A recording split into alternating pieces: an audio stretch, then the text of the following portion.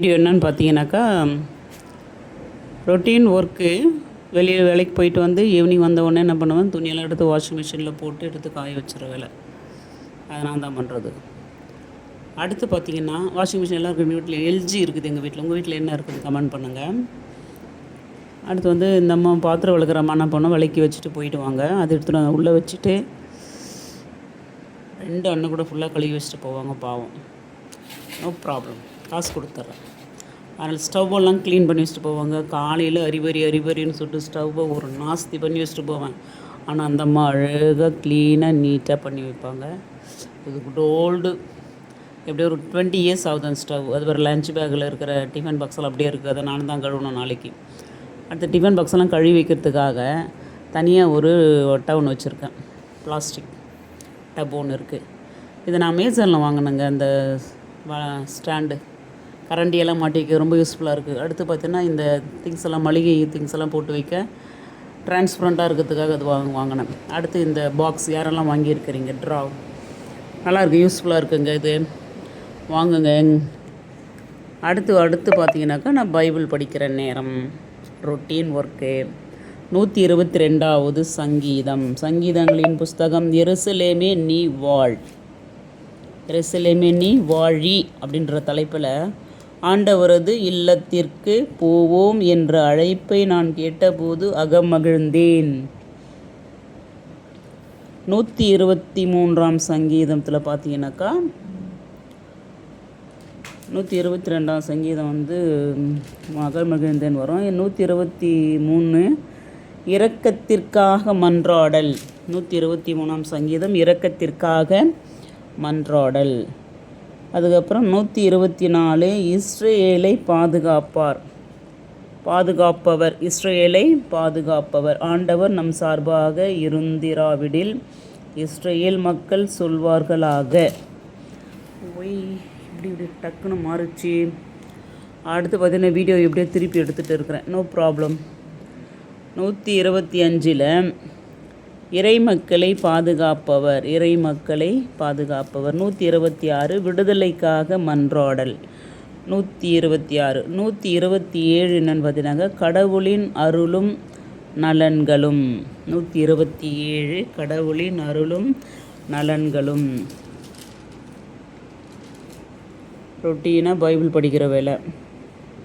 அவனுடைய வார்த்தைகளை பார்த்து ஒரு கொஞ்ச நேரம் தியானிக்கணும். பைபிள் படித்து தியானமாக இருக்கிற மனுஷன் பாக்கியவான். இரவும் பகலும் கர்த்தருடைய வேதத்தில் தியானமாக இருக்கிற மனுஷன் பாக்கியவான் அப்படின்னு ஆண்டவர் சொல்கிறாரு. இந்த எல்லாருமே வந்து ஆன்லைன் அப்படி இப்படின்னு குரூப்பாக ப்ரேயரு. நான் வந்து தனியாக தான் கடவுளை வந்து தனிமையாக தான் நான் வந்து ப்ரேயர் பண்ணுறது. எல்லாமே ஆண்டவருடைய வார்த்தைகள் ஒவ்வொன்றும் நம்ம பிரயோஜனம் உள்ளதாக இருக்கும். யாரெல்லாம் வந்து உங்களுடைய கடவுளை நீங்கள் எவ்வளோ நேரம் வழிபடுவீங்க, அவங்கவுங்க கடவுளை எவ்வளோ நேரம் வழிபடுறது அப்படின்றத கடவுள் நமக்கு உணர்த்துவார். 128வது சங்கீதத்தில் பார்த்தீங்கன்னா, ஆண்டவருக்கு அஞ்சி நடப்பதன் பயன்கள். 129 இஸ்ரேலின் எதிரிகளை முன்னிட்டு மன்றாடியது. 330 உதவிக்காக மன்றாடல். 130 உதவிக்காக மன்றாடல். 131 பார்த்தீங்கன்னா, பணிவு மிகு மன்றாட்டு. 131 பணிவு மிகு மன்றாட்டு. 130 பார், ஆண்டவரே ஆழ்ந்த துயரத்தில் இருக்கும் நான் உம்மை நோக்கி மன்றாடுகிறேன். 132 திருக்கோவில் வாழ்த்து. ஆண்டவரே தாவீதையும் அவர் பட்ட இன்னல்கள் அனைத்தையும் நினைவு கூர்ந்தருளும். தாவீதுடைய இன்னல்களை அனைத்தும் நினைவு கூர்ந்தருளும் அப்படின்ற வார்த்தை. 132 133 பார்த்தீங்கன்னா, ஆண்டவருடைய வார்த்தை ஒவ்வொன்றும் இருப்புற கருக்குள்ள பட்டயம். 133 பார்த்தீங்கன்னாக்கா, சகோதர அன்பின் சிறப்பு. சகோதர அன்பின் சிறப்பு பார்த்தீங்கன்னா, யாருக்கெல்லாம் இந்த சாங் ஞாபகம் இருக்குன்னு தெரியல. அது ஆரோனின் திரசு தலை மீது பொழிந்து அவனது தாடியில் வழிந்து அங்கேயில் குழைந்து தொங்கலில் இழைந்து அங்கேயில் குழைந்து அந்த பாட்டு வந்து இந்த 133ஆம் சங்கீதத்தில் இருக்குது. தாவீதுக்குரிய பாடல். 134 ஆண்டவரை போற்றுதல், 135 புகழ்ச்சி பாடல், 136 பார்த்தீங்கன்னாக்கா ஆண்டவரின் என்றும் உன் பேரன்பு வாழியவே, என்றும் உம்முடைய பேரன்பு வாழியவே.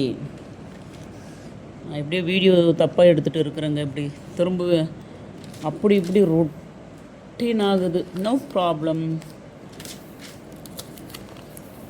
காதுள்ளவன் கேட்க கடவன் அப்படின்ற வார்த்தை ஞாபகம் வருது. காதுள்ளவன் கேட்க கடவன் அப்படின்னு சொல்லி. ஆண்டவருடைய வார்த்தைகள் இருபுறமும் கருக்குள்ள பட்டயம். பாட்டு பாடிக்கிட்டே இருப்பேன். நான் சமைக்கும் போதும் சரி, எதனா எழுதும்போதும் சரி, நான் பாட்டு பாடிக்கிட்டே பானும் ஹம் பண்ணிக்கிட்டே பாடிக்கிட்டே என்னுடைய வேலையை முடிச்சுட்டே இருப்பேன் நான். நீங்கள் என்ன பண்ணுவீங்க? உங்கள் திருப்பாடல் ஃபஸ்ட்டு முதலாம் அதிகாரத்துக்கு வந்துருக்குறேன். துன்மார்க்கருடைய ஆலோசனையில் நடவாமலும், பாவிகளுடைய வழியில் நில்லாமலும், பரியாசற்காரம் உட்காரும் இடத்தில் உட்காராமலும். அதனுடைய பிரிவுகள் பாருங்களேன். 5 பிரிவாக பிரிச்சிருக்கிற. முதற் பகுதி, 2ஆம் பகுதி, 3ஆம் பகுதி, 4ஆம் பிரிவுன்னு சொல்லிட்டு பகுதி வயசாக பிரிச்சிருக்கிறாங்க.